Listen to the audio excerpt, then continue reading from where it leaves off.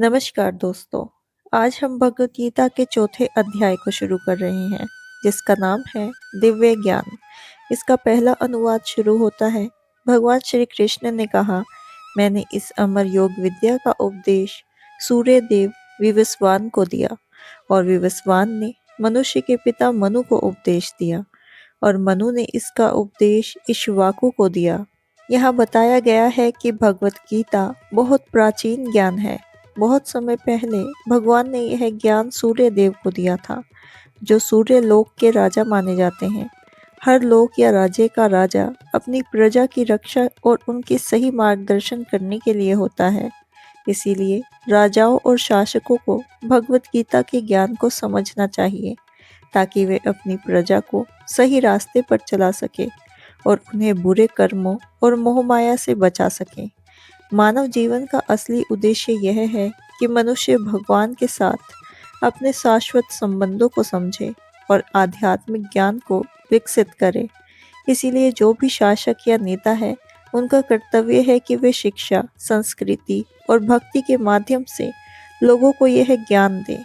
दूसरे शब्दों में, शासकों का काम केवल शासन करना नहीं है, बल्कि लोगों को आध्यात्मिक ज्ञान देना भी है, ताकि लोग अपने जीवन को सही दिशा में ले जा सके और मानव जीवन को सफल बना सके। इस प्रकार भगवान ने सबसे पहले सूर्यदेव को भगवत गीता का ज्ञान दिया। इसीलिए गीता कोई साधारण या काल्पनिक ग्रंथ नहीं है, बल्कि यह बहुत प्राचीन और प्रामाणिक आध्यात्मिक ज्ञान है, जो अनंत काल से चला आ रहा है। त्रेता युग के आदि में विवस्वान ने परमेश्वर संबंधित इस विज्ञान का उपदेश मनु को दिया, और मनुष्य के जनक मनु ने अपने पुत्र इक्ष्वाकु को दिया।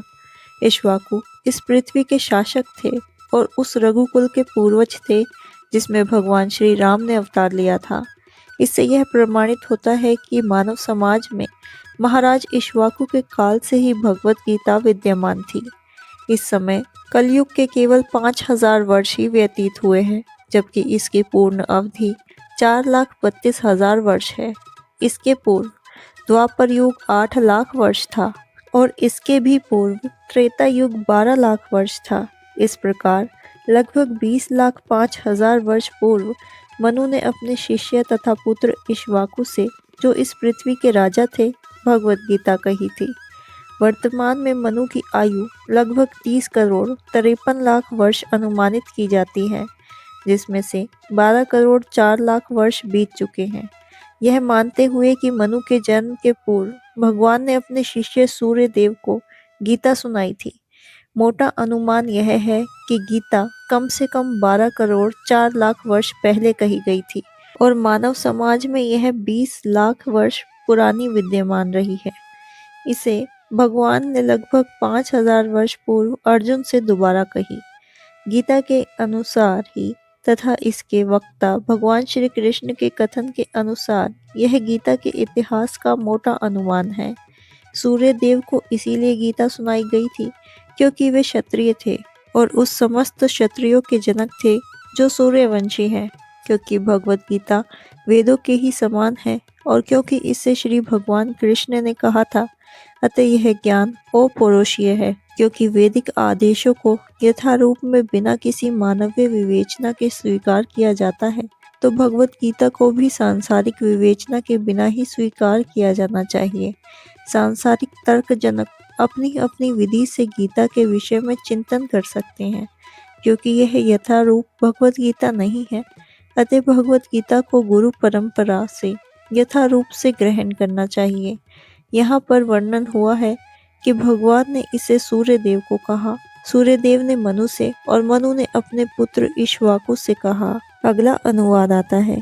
इस प्रकार यह परम विज्ञान गुरु परंपरा द्वारा प्राप्त किया गया, और राशियों ने इस विधि से इसे समझा, किंतु कालक्रम में यह परंपरा छिन्न हो गई, अतः यह विज्ञान यथारूप में लुप्त हो गया लगता है। यहाँ पर स्पष्ट किया गया है कि गीता विशेष रूप से राजर्षियों के लिए थी, क्योंकि वे इसका उपयोग प्रजा के ऊपर शासन करने में करते थे। निश्चय ही भगवत गीता कभी भी आसुरी पुरुषों के लिए नहीं थी, जिनसे किसी को भी लाभ न मिलता। और जो अपनी अपनी सनक के अनुसार विभिन्न प्रकार की विवेचना करते। अतः जैसे ही असाधु भाष्यकारों के निहित स्वार्थों से गीता का मूल उपदेश छिन्न हो गया, वैसे ही पुनः गुरु परंपरा स्थापित करने की आवश्यकता प्रतीत हुई। 5000 वर्ष पूर्व भगवान ने स्वयं देखा कि गुरु परंपरा टूट चुकी है। अतः उन्होंने घोषित किया कि गीता का उद्देश्य नष्ट हो चुका है। भगवत गीता यथारूप मानवता के लिए महान वरदान है, किंतु यदि इसे सिर्फ मानसिक चिंतन समझा जाएगा तो इसका अध्ययन करना समय का अपव्यय होगा। अगला अनुवाद आता है। आज मेरे द्वारा वही यह प्राचीन योग यानी परमेश्वर के साथ अपने संबंध का विज्ञान तुमसे कहा जा रहा है, क्योंकि तुम मेरे भक्त तथा मित्र हो। अतः तुम इस विज्ञान के दिव्य रहस्य को समझ सकते हो। मनुष्य की दो श्रेणियां होती हैं, भक्त तथा असुर। भगवान ने अर्जुन को इस विद्या का पात्र इसीलिए चुना क्योंकि वह उनका भक्त था, किंतु असुर के लिए इस परम गुरु विद्या को समझ पाना असंभव है। अर्जुन ने कहा, सूर्यदेव विवस्वान आपसे बड़े हैं, यानी आपसे पहले हो चुके हैं। तो फिर मैं कैसे समझूं कि प्रारंभ में भी आपने उन्हें इस विद्या का उपदेश दिया था। जब अर्जुन भगवान का माना हुआ भक्त है, तो फिर उसे कृष्ण के वचनों पर विश्वास क्यों नहीं हो रहा था। तथ्य यह है कि अर्जुन यह जिज्ञासा अपने लिए नहीं कर रहा था, अपितु यह जिज्ञासा उन सब के लिए है जो भगवान में विश्वास नहीं करते, अथवा उन असुरों के लिए है जिसे यह विचार पसंद नहीं है कि कृष्ण को भगवान माना जाए। उन्हीं के लिए अर्जुन ने इस बात को इस तरह पूछा, मानो वे स्वयं भगवान या कृष्ण से अवगत ना हो। जैसा कि 10वें अध्याय में स्पष्ट हो जाएगा कि अर्जुन भली भांति जानता था कि कृष्ण श्री भगवान है और वे प्रत्येक वस्तु के मूल स्रोत है। निसंदेह कृष्ण इस पृथ्वी पर देवकी के पुत्र के रूप में अवतरित हुए। सामान्य व्यक्ति के लिए यह समझ पाना अत्यंत कठिन है कि कृष्ण किस प्रकार उस शाश्वत आदि पुरुष श्री भगवान के रूप में बने रहे। अतः इस बात को स्पष्ट करने के लिए ही अर्जुन ने कृष्ण से यह प्रश्न पूछा, जिससे वे ही प्रमाणिक रूप में बताएं। कृष्ण परम प्रमाण है। यह तथ्य आज ही नहीं अनंत काल से सारे विश्व द्वारा स्वीकार किया जाता रहा है। केवल असुर ही इसे स्वीकार नहीं करते। जो भी हो, क्योंकि कृष्ण परम प्रमाण है, अतः अर्जुन उन्हीं से प्रश्न करता है जिससे कृष्ण स्वयं बताए और असुर तथा उनके अनुयायी जिस भांति अपने लिए तोड़ मरोड़ करके उन्हें प्रस्तुत करते रहे हैं, उससे बचा जा सके। यह प्रत्येक व्यक्ति के लिए आवश्यक है कि अपने कल्याण के लिए वह कृष्ण विद्या को जाने। अतः जब तक कृष्ण स्वयं अपने विषय में बोल रहे हों, तो यह सारे विश्व के लिए शुभ है। अगला अनुवाद आता है।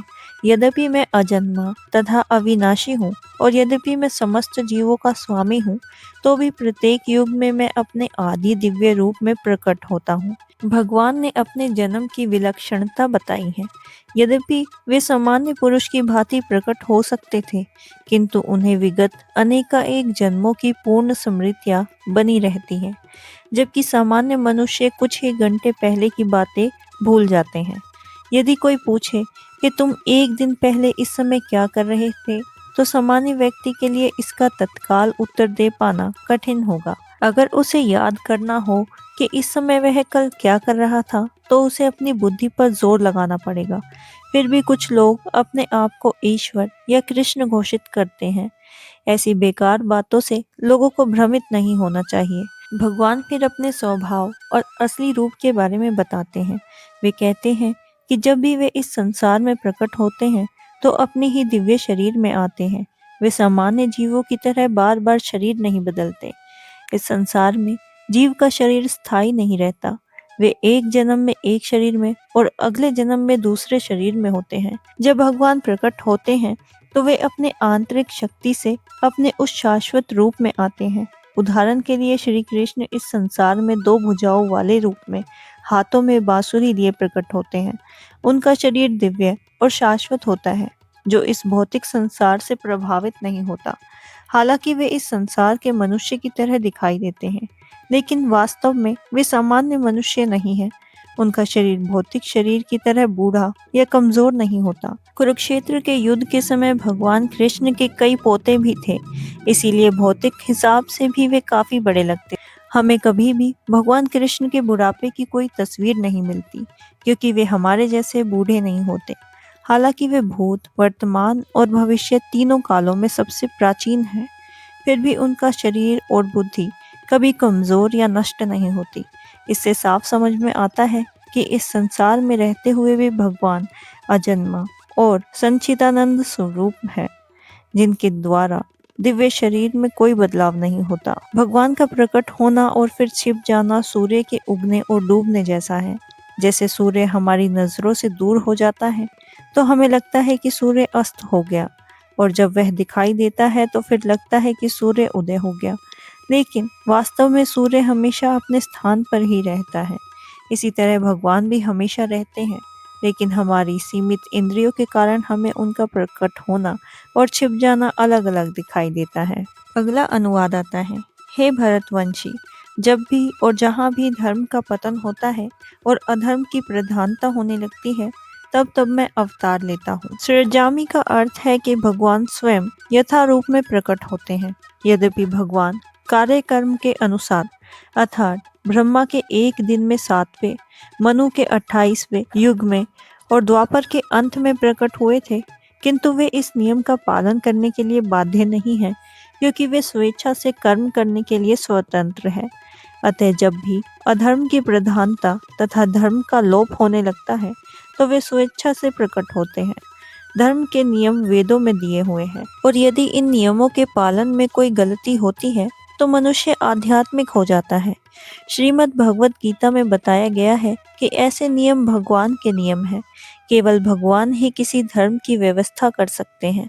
वेदों की मूल्यता ब्रह्मा के हृदय में भी भगवान द्वारा उच्चारित माने जाते हैं। अतः धर्म के नियम भगवान के प्रत्यक्ष आदेश है। वेदों का उद्देश्य परमेश्वर के आदेश अनुसार ऐसे नियम की स्थापना करना है, और गीता के अंत में भगवान स्वयं आदेश देते हैं कि सर्वोच्च धर्म उनकी ही शरण ग्रहण करना है। वैदिक नियम जीव को पूर्ण शरणागति की ओर अग्रसर करने वाले हैं। अगला अनुवाद आता है। भक्तों के उद्धार करने, दुष्टों का विनाश करने तथा धर्म को फिर से स्थापित करने के लिए मैं हर युग में प्रकट होता हूँ। भगवत गीता के अनुसार साधु कृष्ण भावना भावित व्यक्ति है। आध्यात्मिक लगने वाले व्यक्ति में भी यदि पूर्ण कृष्ण चेतना हो तो उसे साधु समझ लेना चाहिए। दुष्ट कृताम उन व्यक्तियों के लिए आया है जो कृष्ण भावनामृत की परवाह नहीं करते। ऐसे लोग उपद्रवी, मूर्ख तथा अधम व्यक्ति कहलाते हैं, भले ही वह सांसारिक शिक्षा से विभूषित क्यों न हो। इसके विपरीत यदि कोई 100% कृष्ण भावनामृत में लगा रहता है तो वह विद्वान माना जाएगा, फिर चाहे उसके पास शिक्षा हो या ना हो। जहाँ तक अनीश्वरवादियों का प्रश्न है, भगवान के लिए आवश्यक नहीं है कि वे इनके विनाश के लिए उस रूप में अवतरित हो जिस रूप में वह रावण तथा कंस का वध करने के लिए आए हुए थे। भगवान के ऐसे अनेक अनुचर हैं जो असुर का संहार करने में सक्षम हैं, किंतु भगवान तो अपने उन निष्काम भक्तों को तुष्ट करने के लिए विशेष रूप से अवतरित होते हैं जो असुरों के द्वारा निरंतर तंग किए जाते हैं। असुर भक्त को तंग करता है, भले ही वह उनका सगा संबंधी क्यों न हो। यद्यपि प्रहलाद महाराज हिरण्यकश्यप के पुत्र थे, किंतु तो भी वह अपने पिता द्वारा परेशान थे। इस प्रकार कृष्ण की माता देवकी यद्यपि कंस की बहन थी, किंतु उन्होंने तथा उनके पति वासुदेव को इसीलिए दंडित किया गया क्योंकि उनसे कृष्ण को जन्म लेना था। अतः भगवान कृष्ण मुख्यतः देवकी का उद्धार करने के लिए प्रकट हुए थे, कंस को मारने के लिए नहीं। किंतु ये दोनों कार्य एक साथ संपन्न हो गए। अतः यह कहा जाता है कि भगवान भक्त का उद्धार करने तथा दुष्ट असुरों का संहार करने के लिए विभिन्न अवतार लेते हैं। अगला अनुवाद आता है। हे अर्जुन, जो मेरे कर्मों की दिव्य प्रकृति को जानता है, वे इस शरीर को छोड़ने पर इस भौतिक संसार में पुनः जन्म नहीं लेता, अपितु मेरे सनातन धर्म को प्राप्त होता है। जो मनुष्य भगवान के सत्य को समझ लेता है, वो इस भव बंधन से मुक्त हो जाता है और इस शरीर को छोड़ते ही वह तुरंत भगवान के धाम को लौट जाता है। भवबंधन से जीवन की ऐसी मुक्ति सरल नहीं है। निर्विशेषवादी तथा योगी जन पर्याप्त कष्ट तथा अनेकानेक जन्म के बाद ही मुक्ति को प्राप्त कर पाते हैं। इतने पर भी उन्हें जो मुक्ति भगवान के निराकार ब्रह्म ज्योति से प्राप्त होती है वह आंशिक होती है और इस भौतिक संसार में लौट आने का भय बना रहता है।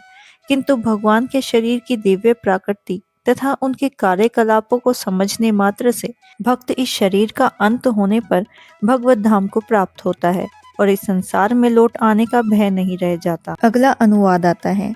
आसक्ति, भय तथा क्रोध से मुक्त होकर मुझ में पूर्णता तन्मय होकर और मेरी शरण में आकर बहुत से व्यक्ति भूतकाल में मेरे ज्ञान से पवित्र हो चुके हैं। इस प्रकार से उन सब ने मेरे प्रति दिव्य प्रेम को प्राप्त किया है। जैसा कि पहले कहा जा चुका है कि समय का स्वभाव समझना वाकई में मुश्किल है, खासकर उन लोगों के लिए जो सिर्फ भौतिक जगत में ही जीते हैं। अक्सर जो लोग शरीर और भौतिकता में पूरी तरह डूबे रहते हैं, उन्हें इस बात का बिल्कुल अंदाजा नहीं होता कि आत्मा या दिव्यता भी कुछ है। उनका मानना यही होता है कि शरीर ही सब कुछ है, नाशवान, दुखपूर्ण और केवल भौतिक अनुभवों से भरा हुआ।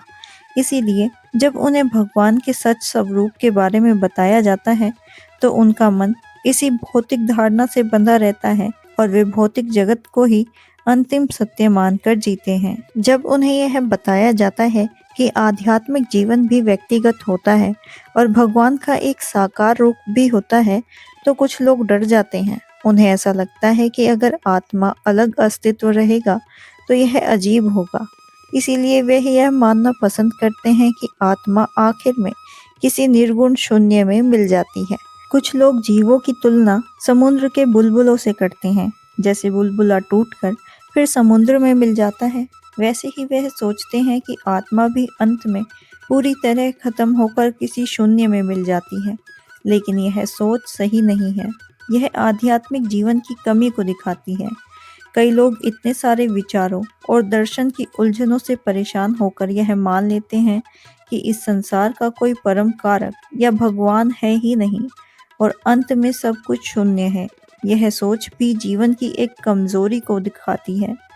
कुछ लोग तो भौतिक सुखों में इतने डूब जाते हैं कि वह आध्यात्मिक जीवन के बारे में सोचते ही नहीं और कुछ लोग निराश होकर हर तरह की आध्यात्मिक बातों पर विश्वास करना छोड़ देते हैं। ऐसे लोग कभी भी नशे या भ्रम की स्थिति को भी आध्यात्मिक अनुभव समझ लेते हैं, जबकि वह सही आध्यात्मिकता नहीं होती। असल में मनुष्य की 3 गलत अवस्थाओं से बाहर आना चाहिए। पहला, आध्यात्मिक जीवन को नज़रअंदाज करना।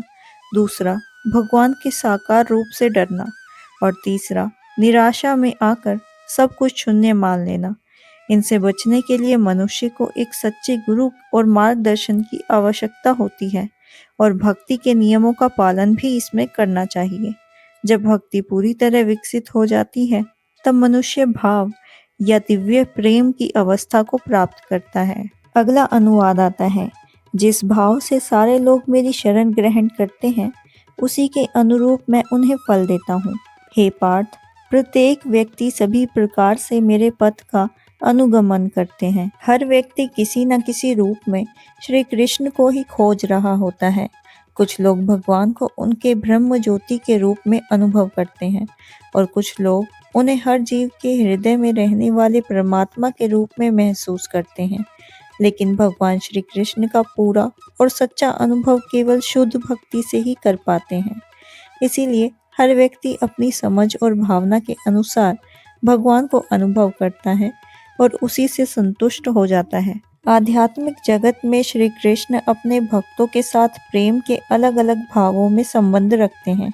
जैसे हर कोई उन्हें स्वामी या मालिक मानकर भक्ति करता है, कोई उन्हें मित्र या सखा मानता है, कोई उन्हें पुत्र की तरह प्यार करता है और कोई उन्हें प्रेमी के रूप में मानता है। भगवान सभी भक्तों को उनके प्रेम और भावना के अनुसार फल देते हैं। शुद्ध भक्त इस दुनिया में भी और भगवान के धाम में भी कृष्ण का साथ पाते हैं और उनकी सेवा करते हैं, जिससे उन्हें दिव्य आनंद मिलता है। लेकिन जो लोग निर्गुण या नाकार विचारों को मानते हैं और आत्मा के अस्तित्व को मिटाना चाहते हैं, भगवान उन्हें भी अपने दिव्य प्रकाश में मिला लेते हैं।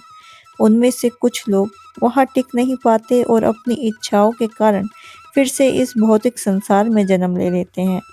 जो लोग कर्म करते हैं और फल चाहते हैं, भगवान उन्हें उनके कर्मों का फल देते हैं। और जो लोग योगी योग शक्तियों को खोजते हैं, भगवान उन्हें वह शक्ति भी देते हैं। अर्थात हर व्यक्ति की सफलता अंत में भगवान की कृपा पे ही निर्भर करती है। लेकिन जब तक कोई व्यक्ति कृष्ण भावनामृत की सर्वोच्च अवस्था तक नहीं पहुंचता, तब तक उसके आध्यात्मिक प्रयास पूरे नहीं माने जाते। अगला अनुवाद आता है। इस संसार में मनुष्य सकाम कर्मों में सिद्धि चाहते हैं, फलस्वरूप वे देवताओं की पूजा करते हैं। निसंदेह इस संसार में मनुष्य को सकाम कर्म का फल शीघ्र प्राप्त होता है। इस दुनिया में देवताओं के बारे में कई लोगों की गलत धारणा होती है। कुछ कम ज्ञान वाले लोग यह सोचते हैं कि अलग अलग देवता ही परमेश्वर के अलग अलग रूप हैं, लेकिन असल में ऐसा नहीं है। परमेश्वर केवल एक ही है, श्री कृष्ण। देवता भगवान के रूप नहीं है, बल्कि उनके अंश और सेवक हैं, जिन्हें इस संसार का प्रबंधन करने के लिए शक्तियाँ दी गई है। वेदों में कहा गया है कि ईश्वर एक है, लेकिन उनके अंश बहुत हैं। ब्रह्मा, शिव जैसे बड़े देवता ही परमेश्वर के बराबर नहीं हैं। वे भी भगवान की पूजा करते हैं। फिर भी कुछ लोग अज्ञानता के कारण मनुष्य के नेताओं या शक्तिशाली लोगों को ही भगवान या अवतार मानकर उनकी पूजा करने लगते हैं, जो सही नहीं है। जो लोग देवताओं की पूजा करते हैं, वे अक्सर जल्दी मिलने वाले फल चाहते हैं। उन्हें कुछ फल मिल भी जाते हैं, लेकिन वह थोड़े समय के लिए होते हैं। लेकिन जो बुद्धिमान व्यक्ति है, वह कृष्ण भक्ति में स्थिर रहता है।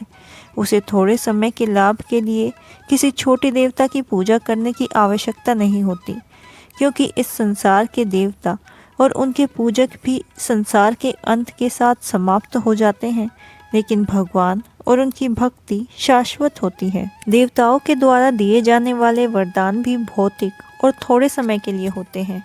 यह पूरा संसार और इसमें रहने वाले सभी लोग, चाहे देवता हो या उनके भक्त, समुद्र के बुलबुलों की तरह अस्थायी होते हैं।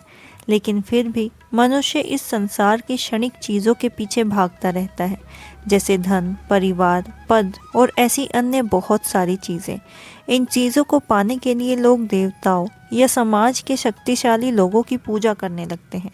उदाहरण के लिए, अगर कोई व्यक्ति किसी राजनीतिक नेता की खुशामद करके मंत्री पद पा लेता है, तो वह सोचता है कि उसे बहुत बड़ी वरदान मिल गए। इसीलिए लोग ऐसे नेताओं को प्रणाम और सम्मान देते हैं, ताकि उन्हें भी कुछ फ़ायदा मिल सके।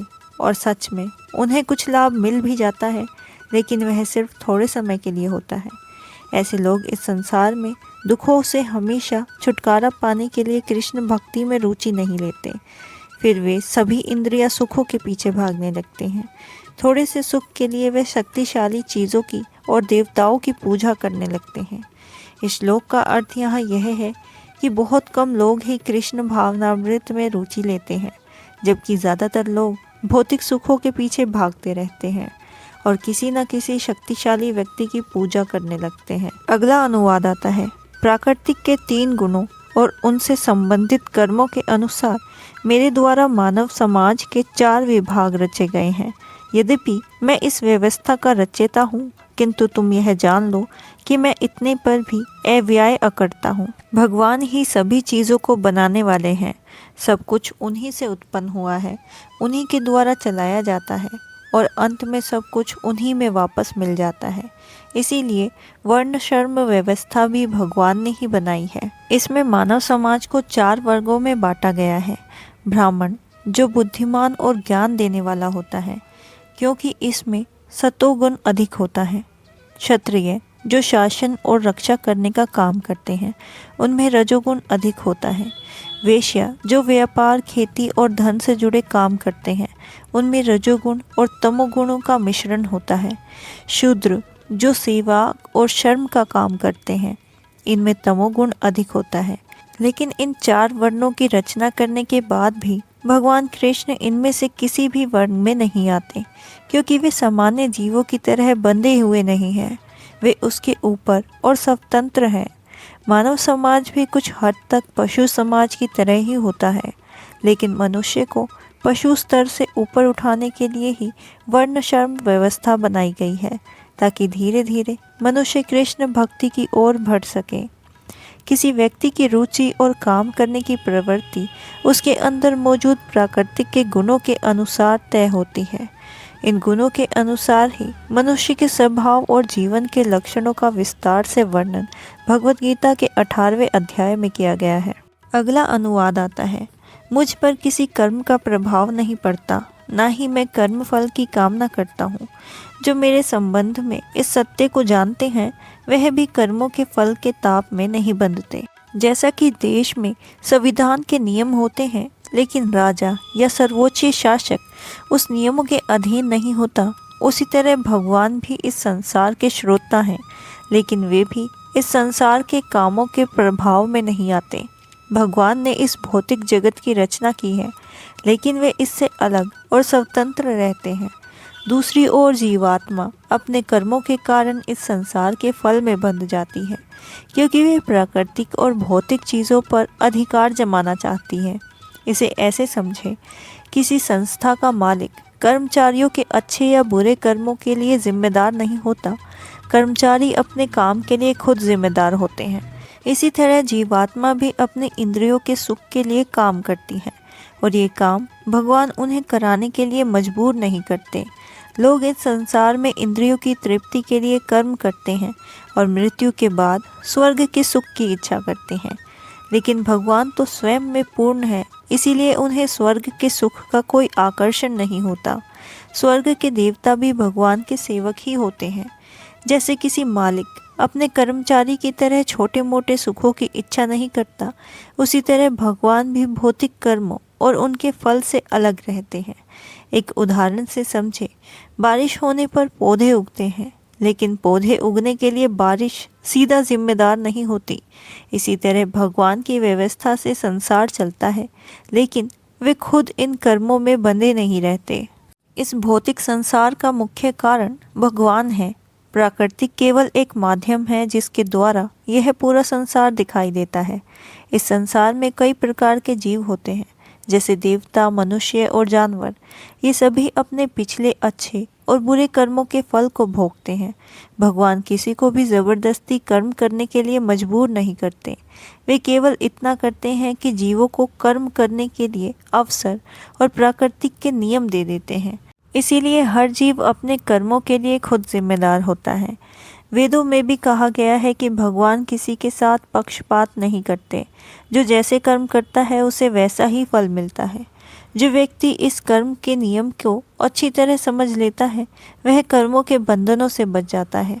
दूसरे शब्दों में, जो व्यक्ति भगवान के दिव्य स्वभाव को समझकर कृष्ण भक्ति में स्थिर हो जाता है, वे कर्मों के बंधनों में नहीं फंसता। लेकिन जो लोग भगवान को सामान्य मनुष्य की तरह समझते हैं और यह सोचते हैं कि भगवान भी कर्म फल के लिए काम करते हैं, वे कर्मों के बंधनों में ही फंसे रहते हैं। और जो व्यक्ति परम सत्य को समझ लेता है, वह कृष्ण भावनामृत में स्थित होकर मुक्त जीवन जीता है।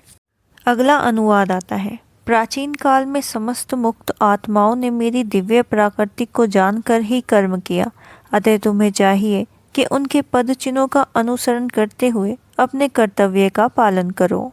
मनुष्य को दो प्रकार का माना गया है। पहले वे लोग जिनके मन में अशुद्धि या बुरे विचार होते हैं, और दूसरे वे लोग जो भौतिक इच्छाओं से काफ़ी हद तक मुक्त होते हैं। भगवान की भक्ति इन दोनों प्रकार के लोगों के लिए समान रूप से लाभदायक है। जिन लोगों के मन में अशुद्ध विचार होते हैं, उन्हें चाहिए कि वह भक्ति के नियमों का पालन करें, जिससे धीरे धीरे उनका मन शुद्ध होता जाए। और जिन लोगों का मन पहले से ही काफ़ी शुद्ध है, उन्हें कृष्ण भक्ति में आगे बढ़ना चाहिए, ताकि दूसरे लोग भी उनके अच्छे कार्यों से प्रेरणा लेकर उसी मार्ग का अनुसरण करें। कभी कभी कुछ मूर्ख या नए साधक यह सोचते हैं कि आध्यात्मिक जीवन अपनाने का मतलब सभी कामों को छोड़ देना है, लेकिन ऐसा सही नहीं है। भगवान ने भी अर्जुन को युद्ध से भागने की इच्छा का समर्थन नहीं किया। इसका मतलब यह है कि हमें काम नहीं छोड़ना है, बल्कि यह समझना है कि काम कैसे करना चाहिए, यानी अपने कर्मों को भगवान की भावना के साथ करना चाहिए। कृष्ण भक्ति के कार्यों से विमुख होकर एकांत में बैठकर कृष्ण भक्ति का प्रदर्शन करना कृष्ण के लिए कार्य में रते होने की अपेक्षा कम महत्वपूर्ण है। यहाँ पर अर्जुन को सलाह दी जा रही है कि वह भगवान के अन्य पूर्व शिष्यों यथा सूर्यदेव विवस्वान के पद चिन्हों का अनुसरण करते हुए कृष्ण भावना के कार्य को करे। अतः वह उसे सूर्यदेव के कार्यों का संपन्न करने का आदेश देते हैं, जिसे सूर्यदेव ने उनसे लाखों वर्ष पूर्व सीखा था। अगला अनुवाद आता है। कर्म क्या है और अकर्म क्या है, इसे निश्चित करने में बुद्धिमान व्यक्ति भी मोहग्रस्त हो जाता है। अतः मैं तुमको बताऊंगा कि कर्म क्या है, जिसे जानकर तुम्हारे सारे अशुभ से मुक्त हो सकोगे। कृष्ण भावना में जो भी काम किया जाए वो पहले के महान भक्तों के आदेशों के अनुसार होना चाहिए। हमें अपने मन से या कुछ नए तरीके से नहीं बनाना चाहिए। कृष्ण भक्ति का सही मार्ग गुरु परंपरा के द्वारा मिलता है। इसका मतलब है कि ज्ञान एक गुरु से दूसरे गुरु तक सही रूप में आगे बढ़ता रहे। भगवान श्री कृष्ण ने सबसे पहले यह ज्ञान सूर्यदेव को दिया। सूर्यदेव ने इसे मनु को बताया और मनु ने इसे इक्ष्वाकु को बताया। इस तरह यह परंपरा बहुत समय पहले से चली आ रही है। इसीलिए हमें पहले के महान आचार्य और भक्तों के पदचिन्हों का अनुसरण करना चाहिए। अगर ऐसा नहीं किया जाए तो बहुत बुद्धिमान व्यक्ति भी कृष्ण भावना के सही मार्ग से भ्रमित हो सकता है। इसी कारण भगवान ने स्वयं अर्जुन को यह ज्ञान दिया ताकि लोग अर्जुन के उदाहरण से सही मार्ग को समझ सके। जो व्यक्ति अर्जुन के रास्ते पर चलता है वह भ्रमित नहीं होता। यह भी कहा गया है कि केवल अपनी बुद्धि से धर्म का सही निर्णय नहीं किया जा सकता। धर्म के नियम भगवान ही तय करते हैं। इसीलिए मनुष्य को चाहिए कि वह महान संतों और आचार्यों के मार्गों का अनुसरण करे, जैसे ब्रह्मा, शिव, नारद मुनि, चरकुमार, कपिल, प्रहलाद, भीष्म, शुक्रदेव गोस्वामी, यमराज, जनक और बलि जैसे महाराज। इन महान व्यक्तियों के मार्ग पर चलकर ही मनुष्य सही आध्यात्मिक ज्ञान और भक्ति को समझ सकता है। सिर्फ अपने मन से सोचकर यह तय करना बहुत कठिन है कि सही धर्म क्या है और आत्म साक्षात्कार क्या है। इसीलिए भगवान अपनी कृपा से अर्जुन को खुद समझा रहे हैं कि कर्म क्या है और अकर्म क्या है। भगवान बताते हैं कि केवल वही कर्म सही है जो कृष्ण भावना और कृष्ण भक्ति से किया जाए। ऐसे कर्म करने से मनुष्य जन्म मृत्यु के बंधनों से मुक्त हो सकता है। सिर्फ अपनी बुद्धि से धर्म को समझना मुश्किल है। इसीलिए भगवान खुद सही मार्ग बताते हैं और जो कर्म भगवान की भक्ति से किया जाता है वही मनुष्य को बंधनों से मुक्त करता है। अगला अनुवाद आता है। कर्म की बारीकियों को समझना अत्यंत कठिन है, अतः मनुष्य को चाहिए कि वह ये ठीक से जाने कि कर्म क्या है और विकर्म क्या है और अकर्म क्या है। अगर कोई व्यक्ति सच में जन्म और मृत्यु के बंधनों से मुक्त होना चाहता है तो उसे कर्म, अकर्म और विकर्म के अंतर को समझना जरूरी है। कर्म जो शास्त्रों के अनुसार सही काम होते हैं। अकर्म ऐसे कर्म जो भगवान की भक्ति में किए जाते हैं और जिनसे बंधन नहीं बनता। विकर्म ऐसे काम जो गलत या शास्त्रों के विरुद्ध होते हैं। इन तीनों को समझना आसान नहीं है क्योंकि यह विषय बहुत गहरा है। कृष्ण भक्ति और कर्म के सही अर्थ को समझने के लिए मनुष्य को यह जानना होगा कि उसके भगवान के साथ क्या संबंध है। जब कोई यह समझ लेता है कि जीवात्मा भगवान का शाश्वत सेवक है, तब उसे समझ में आता है कि उसका असली कर्तव्य कृष्ण भावनामृत में रहकर काम करना है। पूरी भगवत गीता का मुख्य उद्देश्य भी यही है कि मनुष्य भगवान की भक्ति को समझे और उसी के अनुसार अपना जीवन जिए। जो काम इस भावना के विरुद्ध होते हैं वे विकर्म कहलाते हैं। इन गहरे रहस्य को समझने के लिए मनुष्य को कृष्ण भक्ति के अनुभवी और अधिकृत गुरु या भक्तों की संगति में रहना चाहिए। अगला अनुवाद आता है। जिस व्यक्ति का प्रत्येक प्रयास इंद्रिय तृप्ति की कामना से रहित होता है उसे पूर्ण ज्ञानी समझा जाता है। उसे ही साधु पुरुष ऐसा कर्ता कहते हैं जिसने पूर्ण ज्ञान की अग्नि से कर्म फलों को पूरा कर दिया हो। केवल सच्चा ज्ञानी व्यक्ति ही कृष्ण भक्ति में लगे हुए व्यक्ति के कार्य को सही तरह से समझ सकता है। ऐसे भक्त के अंदर इंद्रियों के सुखों की इच्छा नहीं रहती, क्योंकि उसे यह अच्छी तरह समझ में आ जाता है कि वह भगवान का शाश्वत सेवक है। जब मनुष्य को अपनी इस असली स्वरूप का ज्ञान हो जाता है तो उसके कर्मों के सभी फल नष्ट हो जाते हैं। जिस व्यक्ति ने ऐसा ज्ञान प्राप्त कर लिया हो वही वास्तव में सच्चा विद्वान कहलाता है। भगवान की शाश्वत सेवा को इस ज्ञान की तुलना अग्नि से की गई है। जैसे एक बार आग जलने पर वह सब कुछ जला देती है, उसी तरह यह ज्ञान भी मनुष्य के सारे कर्मों के फल को भस्म कर देती है। जब व्यक्ति समझ लेता है कि वह भगवान का सेवक है और उसी भावना से काम करता है तो उसके कर्मों के बंधन समाप्त हो जाते हैं। अगला अनुवाद आता है। अपने कर्म फलों की सारी आसक्ति को त्याग कर सदैव संतुष्ट तथा स्वतंत्र रहकर वह सभी प्रकार के कार्यों में व्यस्त रहकर भी कोई सकाम कर्म नहीं करता। मनुष्य तभी कर्मों के बंधनों से मुक्त हो सकता है जब वह कृष्ण भावना में रहकर हर काम भगवान के लिए करे। कृष्ण भक्ति में लगा हुआ व्यक्ति भगवान के शुद्ध प्रेम के कारण ही काम करता है, इसीलिए उसे कर्म के फलों में कोई आकर्षण नहीं रहता। यहाँ तक कि वह अपने शरीर के पालन पोषण की चिंता भी ज़्यादा नहीं करता, क्योंकि उसे पूरा विश्वास होता है कि भगवान उसकी रक्षा करेंगे। ऐसे व्यक्ति ना तो नई वस्तुएं पाने की इच्छा करते हैं और ना ही अपनी चीज़ों को बचाने की चिंता करते हैं। वह अपनी पूरी क्षमता से अपने कर्तव्य करते हैं, लेकिन परिणाम भगवान पर छोड़ देते हैं। इसी तरह का आसक्ति रहित व्यक्ति अच्छे और बुरे कर्मों के फल से मुक्त रहता है, मानो उसने कोई कर्म किया ही ना हो। इसी को आकर्म या निष्काम कर्म कहा जाता है, यानी ऐसे कर्म जो बंधनों में नहीं बंधते। अगला अनुवाद आता है।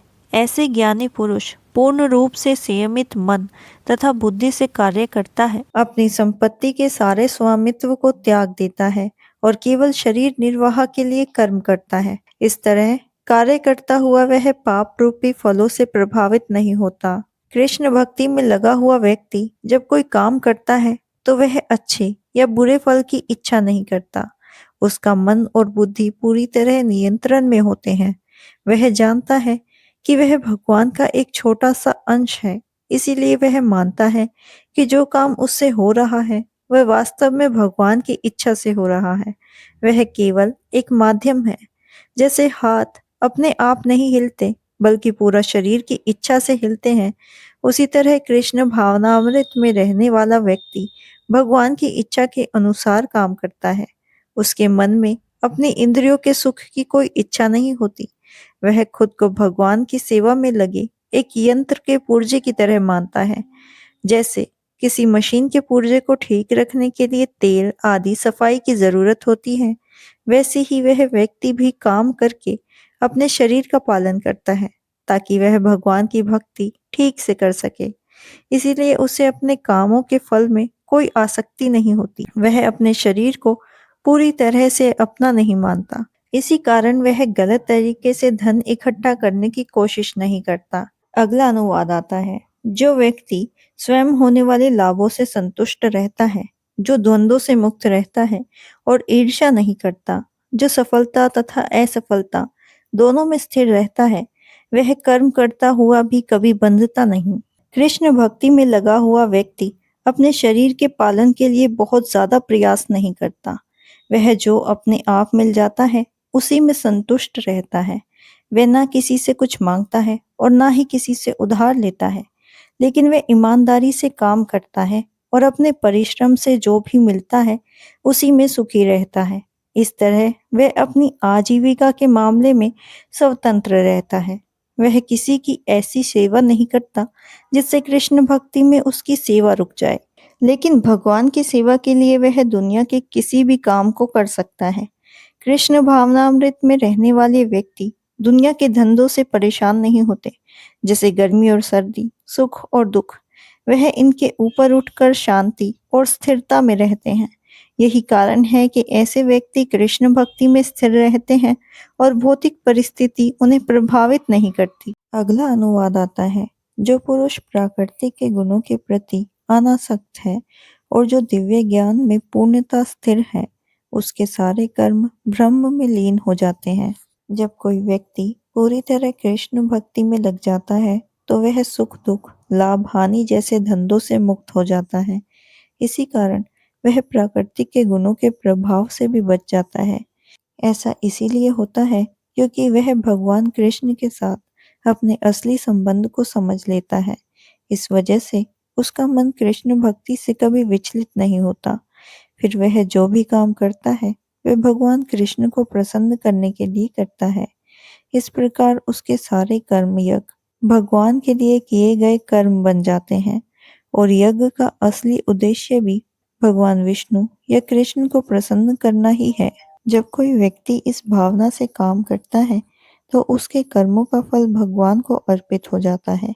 इसीलिए उसे किसी भी भौतिक कर्म फल को भोगना नहीं पड़ता और वह कर्म के बंधनों से मुक्त हो जाता है। अगला अनुवाद आता है। जो व्यक्ति कृष्ण भावना में पूर्णतः लीन रहता है, उसे अपने आध्यात्मिक कर्मों के योगदान के कारण अवश्य ही भगवत धाम की प्राप्ति होती है, क्योंकि उसमें हवन आध्यात्मिक होता है और हवि भी आध्यात्मिक होती है। यहाँ बताया गया है कि कृष्ण भक्ति में रहकर काम करने से मनुष्य धीरे धीरे अपने आध्यात्मिक लक्ष्यों को प्राप्त कर सकता है। कृष्ण भावना में कई प्रकार के कर्म होते हैं, जिनका वर्णन आगे के श्लोक में किया गया है। इस श्लोक में प्रमुख रूप से कृष्ण भक्ति के सिद्धांतों को समझाया गया है। इस संसार में रहने वाला जीव भौतिक वातावरण से घिरा हुआ रहता है, इसीलिए उसे इस संसार में रहते हुए काम करना पड़ता है, लेकिन उसे इस भौतिक बंधन से बाहर भी निकलना होता है। इससे बाहर निकलने का सबसे अच्छा तरीका कृष्ण भावना में लीन रहना है। इसे एक उदाहरण से समझाया गया है। अगर किसी व्यक्ति का पेट दूध से बनी चीजें ज्यादा खाने से खराब हो जाए, तो इलाज के लिए उसे दही दिया जाता है, जो दूध से ही बनती है। उसी तरह भौतिक संसार में फंसे हुए जीव का इलाज भी कृष्ण भक्ति से ही होता है। कृष्ण भक्ति में जो भी काम किया जाता है, वह यज्ञ कहलाता है, यानी ऐसे काम जो भगवान विष्णु या कृष्ण को प्रसन्न करने के लिए किए जाए। जब संसार के काम भगवान के लिए किए जाते हैं, तो धीरे धीरे वही वातावरण आध्यात्मिक बन जाता है। ब्रह्मा का अर्थ है आध्यात्मिक सत्य। भगवान स्वयं आध्यात्मिक है और उनके दिव्य शरीर से निकलने वाली रोशनी को ब्रह्म ज्योति कहा जाता है। जब यह आध्यात्मिक प्रकाश माया और इंद्रियां भोग से ढक जाता है, तो वह भौतिक रूप में दिखाई देता है। लेकिन कृष्ण भक्ति के द्वारा यह आवरण तुरंत हटाया जा सकता है। इसीलिए कृष्ण भक्ति में अर्पण करने वाली वस्तु, यज्ञ करने वाला, यज्ञ की अग्नि और उसका फल, ये सब मिलकर आखिरकार भगवान से ही जुड़े होते हैं। जब मन पूरी तरह कृष्ण भक्ति में लग जाता है, तो उसे समाधि कहा जाता है और ऐसी दिव्य चेतना में किया गया हर कार्य यज्ञ बन जाता है। अगला अनुवाद आता है। कुछ योगी विभिन्न प्रकार के यज्ञों द्वारा देवताओं की भली भांति पूजा करते हैं और कुछ पर ब्रह्मा रूपी अग्नि में आहुति डालते हैं। जैसा कि पहले बताया गया है, जो व्यक्ति कृष्ण भावना में रहकर अपने कर्तव्य करता है, वही सच्चा योगी होता है। लेकिन संसार में कुछ लोग ऐसे भी होते हैं, जो देवताओं की पूजा करके यज्ञ करते हैं, और कुछ लोग निराकार ब्रह्मा के लिए यज्ञ करते हैं। इस प्रकार यज्ञ के कई प्रकार दिखाई देते हैं, लेकिन असल में यज्ञ का मुख्य उद्देश्य भगवान विष्णु या कृष्ण को प्रसन्न करना होता है। इसीलिए भगवान विष्णु को ही यज्ञ का स्वामी कहा गया है। यज्ञ को मुख्य रूप से दो प्रकार में समझाया जा सकता है। पहला, द्रव्य यज्ञ, जिसमें भौतिक वस्तुओं का उपयोग किया जाता है। दूसरा, ज्ञान यज्ञ, जिसमें आध्यात्मिक ज्ञान प्राप्त करने के लिए यज्ञ किया जाता है। जो लोग कृष्ण भावना में रहते हैं, वे अपनी सारी भौतिक संपत्ति और कर्म भगवान को प्रसन्न करने के लिए करते हैं। लेकिन जो लोग भौतिक सुख चाहते हैं, वे इंद्र, सूर्य आदि देवताओं को प्रसन्न करने के लिए यज्ञ करते हैं और अपनी संपत्ति उनकी पूजा में अर्पित करते हैं। देवता वास्तव में भगवान द्वारा नियुक्त किए गए शक्तिशाली जीवात्मा हैं, जिन्हें इन ब्रह्मांड में कर्म की देखभाल करने की जिम्मेदारी दी गई है। जैसे सूर्य प्रकाश देता है, वर्षा होती है, गर्मी मिलती है आदि। कुछ लोग ऐसे भी होते हैं जिन्हें निर्विशेषवादी कहा जाता है। वे भगवान के निराकार रूप को मानते हैं और मानते हैं कि अंत में अपनी आत्मा को ब्रह्म में विलीन कर देना ही लक्ष्य है। इसीलिए वे अपने अस्तित्व को ही ब्रह्म में समर्पित करने का प्रयास करते हैं। दूसरे शब्दों में, सकाम कर्मी लोग भौतिक सुख के लिए अपनी संपत्ति का यज्ञ करते हैं। निर्विशेषवादी लोग ब्रह्मा में मिल जाने के लिए अपने अस्तित्व का यज्ञ करते हैं। लेकिन अर्जुन जैसे कृष्ण भावना वाले भक्त ऐसा नहीं करते। वे अपना सब कुछ, धन, कर्म और यहाँ तक कि अपना जीवन भी भगवान कृष्ण को अर्पित कर देते हैं। इसी कारण ऐसे व्यक्ति परम योगी कहलाते हैं। फिर भी उनके व्यक्तित्व पहचान समाप्त नहीं होती, बल्कि वह भगवान की सेवा में लगे रहते हैं। अगला अनुवाद आता है। अन्य लोग भी हैं जो समाधि में रहने के लिए श्वास को रोके रहते हैं।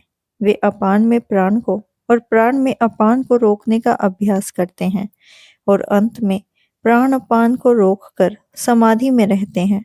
अन्य योगी कम भोजन करके प्राण की प्राण में ही आहुति दे देते हैं। श्वास को रोकने की योग विद्या को प्राणायाम कहा जाता है। शुरुआत में हठ योग से अलग-अलग आसन करके इसका अभ्यास किया जाता है। इन तरीकों का उद्देश्य है इंद्रियों को नियंत्रण करना और आत्म साक्षात्कार। इस प्रक्रिया में शरीर के अंदर की हवा को रोककर उसकी दिशा बदली जाती है। अपान वायु नीचे की ओर जाती है और प्राण वायु ऊपर की ओर जाती है। प्राणायाम में योगी ऐसी श्वास लेने का अभ्यास करता है कि दोनों वायु संतुलन हो जाए।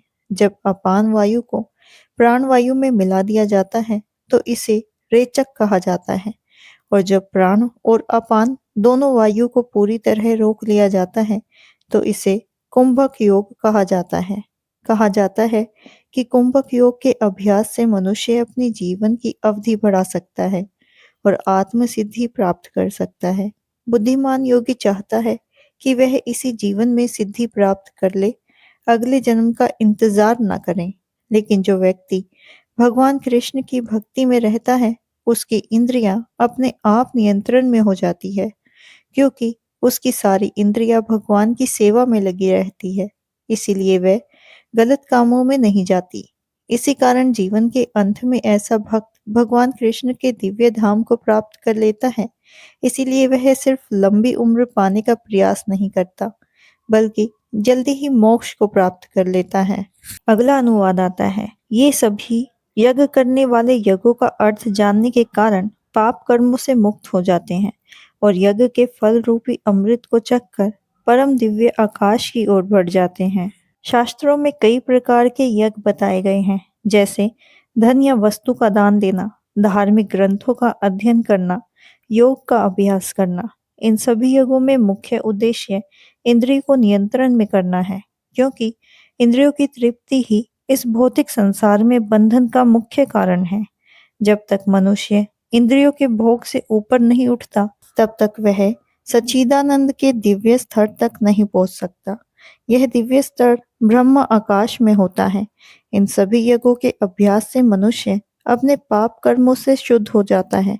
जब जीवन में ऐसी प्रगति होती है, तो मनुष्य केवल सुखी और समृद्धि ही नहीं बनता, बल्कि अंत में दो में से एक स्थिति प्राप्त करता है। या तो वह निराकार ब्रह्म में लीन हो जाता है, या भगवान श्री कृष्ण की संगति पाकर उनके शाश्वत धाम को प्राप्त होता है। अगला अनुवाद आता है। हे कुरुश्रेष्ठ, जब यज्ञ के बिना मनुष्य इस लोक में या इस जीवन में ही सुखपूर्वक नहीं रह सकता, तो वह फिर अगले जन्म में कैसे रह सकेगा? मनुष्य इस संसार में किसी भी रूप में रहे, लेकिन अक्सर वह अपने असली स्वरूप को नहीं पहचान पाता। दूसरे शब्दों में, इस भौतिक संसार में हमारा जन्म हमारे पिछले पाप कर्मों के परिणाम के कारण है। अज्ञान पापमय जीवन का कारण है और पापमय जीवन इस भौतिक संसार में जन्म लेने का कारण बनता है। लेकिन मनुष्य जीवन का एक ऐसा अवसर है जिससे हम इस बंधन से बाहर निकल सकते हैं। इसीलिए वेद हमें 4 लक्ष्य बताते हैं: धर्म, अर्थ, काम और मोक्ष। धर्म के अंतर्गत बताए गए यज्ञ हमारी कई समस्याओं को हल कर देते हैं। जब यज्ञ किए जाते हैं तो समाज में अन्न, दूध और अन्य आवश्यक चीजों की कमी नहीं होती, भले ही जनसंख्या क्यों न बढ़ रही हो। जब शरीर की आवश्यकताएं पूरी हो जाती हैं, तब इंद्रियों को संतुष्ट करने की इच्छा आती है। इसीलिए वेदों के नियमित और पवित्र इंद्रिय तृप्ति के लिए विवाह की व्यवस्था बताई गई है। इस प्रकार मनुष्य धीरे धीरे भौतिक बंधनों से मुक्त होकर ऊंचे आध्यात्मिक स्तर की ओर बढ़ जाता है। जीवन की सच्ची पूर्णता तब होती है जब मनुष्य भगवान के निकट पहुंचता है। यह पूर्णता यज्ञ करने से प्राप्त होती है, जैसे कि पहले बताया गया है। लेकिन यदि कोई व्यक्ति वेदों के अनुसार यज्ञ नहीं करता, तो वह इस जीवन में भी सुखी कैसे रह सकता है? और फिर अगले जीवन में सुख की आशा करना तो और भी व्यर्थ है। स्वर्ग के अलग-अलग लोकों में अलग-अलग प्रकार की सुविधाएं होती हैं और यज्ञ करने वाले लोगों को वहां बहुत सुख मिलता है। लेकिन सबसे बड़ा सुख वह है जब मनुष्य कृष्ण भावना का अभ्यास करके वैकुंठ धाम को प्राप्त करता है। अगला अनुवाद आता है। तुम गुरु के पास जाकर सत्य को जानने का प्रयास करो, उनसे विनीत होकर जिज्ञासा करो और उनकी सेवा करो। स्वरूप प्रसिद्धि व्यक्ति तुम्हें ज्ञान प्रदान कर सकते हैं, क्योंकि उन्हें सत्य का दर्शन किया है। निसंदेह आत्म साक्षात्कार आसान नहीं है। इसीलिए भगवान कहते हैं कि मनुष्य को प्रामाणिक गुरु की शरण लेनी चाहिए, जो गुरु परंपरा से जुड़े हो। गुरु परंपरा का मतलब है ऐसे ज्ञान जो भगवान से शुरू होकर गुरु से शिष्य तक सही तरीके से चला आ रहा हो, क्योंकि भगवान ही सबके पहले गुरु हैं। इसीलिए जो गुरु इस परंपरा का पालन करता है, वही अपने शिष्य को भगवान का सही संदेश दे सकता है। कोई व्यक्ति अपनी मनमर्जी से कोई नया तरीका बनाकर आत्म सिद्धि नहीं बन सकता, जैसे आजकल कई पाखंडी लोग कर रहे हैं। शास्त्रों में कहा गया है कि धर्म का मार्ग भगवान स्वयं बताते हैं। इसीलिए केवल तर्क, कल्पना या अपनी बुद्धि से आध्यात्मिक सत्य नहीं पाया जा सकता। इसी तरह केवल धार्मिक पुस्तकों को खुद पढ़ लेने से पूरी आध्यात्मिक उन्नति नहीं होती। इसके लिए मनुष्य को सच्चे गुरु की शरण में जाना ही पड़ता है। शिष्य को चाहिए कि वह गुरु को पूरी श्रद्धा से स्वीकार करे, अहंकार छोड़ दे और सेवक की तरह गुरु की सेवा करे। जब गुरु प्रसन्न होते हैं, तभी आध्यात्मिक प्रगति का मार्ग खुल जाता है। सत्य ज्ञान तब मिलता है जब ये चीजों का साथ हो, जैसे जिज्ञासा, विनम्रता और सेवा भाव। यदि कोई व्यक्ति विनम्रता और सेवा भाव के बिना गुरु से प्रश्न करता है, तो उसे सही ज्ञान नहीं मिल पाता। शिष्य को पहले गुरु की परीक्षा में योग्य साबित होना पड़ता है। जब गुरु को लगता है कि शिष्य सच में ज्ञान प्राप्त करना चाहता है, तब गुरु उसे आध्यात्मिक ज्ञान का आशीर्वाद देते हैं। सही तरीका यह है कि शिष्य विनम्रता से सुने, सेवा करे और सच्ची जिज्ञासा के साथ प्रश्न करे। अगला अनुवाद आता है। यदि तुम्हें समस्त पापियों में भी सर्वाधिक पापी समझा जाए, तो भी तुम दिव्य ज्ञान रूपी नाव में स्थित होकर दुख सागर को पार करने में समर्थ होगे। श्री कृष्ण के संबंध में अपनी वास्तविक स्थिति का सही सही ज्ञान इतना उत्तम होता है कि अज्ञान सागर में चलने वाले जीवन संघर्ष से मनुष्य तुरंत ही ऊपर उठ सकता है। यह भौतिक जगत कभी कभी अज्ञान सागर मान लिया जाता है, तो कभी कभी जलता हुआ जंगल। सागर में कोई इतना ही कुशल तैरक क्यों न हो, जीवन संघर्ष अत्यंत कठिन होता है। यदि कोई संघर्षरत तैरने वाले को आगे बढ़कर समुद्र से निकाल लेता है, तो वह सबसे बड़ा रक्षक होता है। भगवान से प्राप्त पूर्ण ज्ञान मुक्ति का पथ है। कृष्ण भावना की नाव अत्यंत सुगम है, किंतु उसी के साथ साथ अत्यंत मुश्किल भी है। अगला अनुवाद आता है।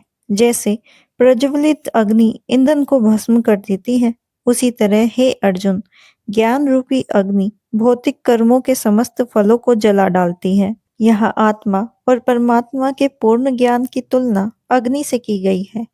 जैसे आग किसी भी चीज को जलाकर भस्म कर देती है, उसी तरह आध्यात्मिक ज्ञान भी मनुष्य के कर्मों के फल को समाप्त कर देता है। यह ज्ञान केवल पाप कर्मों के फल को ही नहीं जलाता, बल्कि पुण्य कर्मों के फल को भी समाप्त कर देता है। कर्मों के फल की कई अवस्थाएं होती हैं, जैसे प्रारंभ अवस्था, बीज अवस्था, संचित कर्म आदि। लेकिन जब किसी व्यक्ति को अपनी असल स्वरूप का सच्चा ज्ञान हो जाता है, तब उसके सभी कर्मों के फल नष्ट हो जाते हैं, चाहे वह पहले के हो या बाद में होने वाले हो। अगला अनुवाद आता है, जो श्रद्धालु दिव्य ज्ञान को समर्पित हैं और जिनने इंद्रियों को वश में कर लिया है, वह इस ज्ञान को प्राप्त करने का अधिकारी है और इसे प्राप्त करते ही वह तुरंत आध्यात्मिक शांति को प्राप्त करता है।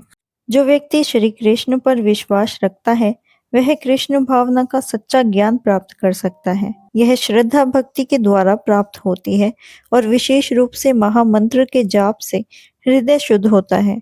हरे कृष्णा हरे रामा। इस मंत्र का जाप करने से हृदय की सारी भौतिक अशुद्धियां दूर हो जाती हैं। इसके साथ साथ मनुष्य को चाहिए कि वह अपनी इंद्रियों पर नियंत्रण रखे। इस अध्याय का आखिरी अनुवाद आता है, अतएव तुम्हारे हृदय में अज्ञान के कारण जो संशय उठे हैं, उन्हें ज्ञान रूपी शास्त्र से काट डालो। हे भारत, तुम योग से समन्वित होकर खड़े हो जाओ और युद्ध करो। इस अध्याय में जिस योग पद्धति का वर्णन किया गया है, उसे सनातन योग कहा गया है। इस योग में मुख्य दो रूप से यज्ञ बताए गए हैं। द्रव्य यज्ञ, जिसमें धन या वस्तुओं का उपयोग करके यज्ञ किया जाता है, और दूसरा ज्ञान यज्ञ, जिसमें आत्मा और आध्यात्मिक ज्ञान को समझने का प्रयास किया जाता है। यदि द्रव्य यज्ञ आत्म साक्षात्कार के उद्देश्य से नहीं किया जाता, तो वह केवल भौतिक कर्म बनकर रह जाता है। लेकिन जब कोई व्यक्ति भक्ति और आध्यात्मिक उद्देश्य से यज्ञ करता है, तो वह पूर्ण और पवित्र यज्ञ बन जाता है। आध्यात्मिक क्रियाएं दो प्रकार की होती है, आत्मबोध और भगवान को समझना। आत्मबोध यानी अपने असल स्वरूप को समझना, और भगवान को समझना उनके दिव्य रूप और लीलाओं को जानना है। जो व्यक्ति भगवत गीता के मार्ग का पालन करता है, वह इन दोनों प्रकार के यज्ञ को आसानी से समझ सकता है। ऐसे व्यक्ति यह भी समझ सकते हैं कि आत्मा भगवान का अंश है। जब किसी को यह ज्ञान मिल जाता है, तो वह भगवान के दिव्य कार्यों और लीलाओं को समझने लगता है। लेकिन जो व्यक्ति गीता के उपदेशों को नहीं समझता, वह श्रद्धा से रहित होता है। और यदि भगवान को समझने के बाद भी कोई व्यक्ति उनके सदाचत नंदन स्वरूप को नहीं समझ पाता, तो उसे अज्ञान में डूबा हुआ माना जाता है। कृष्ण भावना को अपनाकर मनुष्य धीरे धीरे अपने अज्ञान को दूर करता है। इस भावना के जागृत करने के लिए शास्त्रों में कई प्रकार के यज्ञ बताए गए हैं, जैसे देव यज्ञ, ब्रह्म यज्ञ, ब्रह्मचार्य यज्ञ, गृहस्थ यज्ञ, इंद्रिय संयम यज्ञ, योग साधना यज्ञ, तप यज्ञ, द्रव्य यज्ञ, वर्ण श्रम धर्म के कर्म। ये सब यज्ञ नियमित कर्मों पर आधारित होते हैं, लेकिन इन सब में सबसे महत्वपूर्ण उद्देश्य है आत्म साक्षात्कार। जो व्यक्ति इस उद्देश्य को समझ लेता है, वह भगवत गीता का सच्चा पाठक कहलाता है। मनुष्य को चाहिए कि वह भगवान के उन्हीं उपदेशों का पालन करे जो उन्होंने बहुत समय पहले सूर्य देव को दिए थे, और जो आगे चलकर भगवत गीता के रूप में इस पृथ्वी पर प्रकट हुए। इसीलिए हमें भगवत गीता में बताए गए मार्ग का अनुसरण करना चाहिए। साथ ही हमें उन लोगों से सावधान रहना चाहिए जो अहंकार या अपनी प्रशंसा के कारण लोगों को सही मार्ग से भटका देते हैं। भगवान श्री कृष्ण निश्चित रूप से परम पुरुष है और उनके सभी कार्य दिव्य और पवित्र है। जो व्यक्ति इस सत्य को समझ लेता है, वह भगवत गीता का अध्ययन शुरू करते ही आध्यात्मिक रूप से मुक्त होने लगता है। इसी प्रकार भगवत गीता के चौथे अध्याय दिव्य ज्ञान का भावार्थ पूरा होता है। अगर आपको यह वीडियो पसंद आया हो, तो इसे लाइक करें, शेयर करें और हमारे चैनल को सब्सक्राइब करना ना भूलें।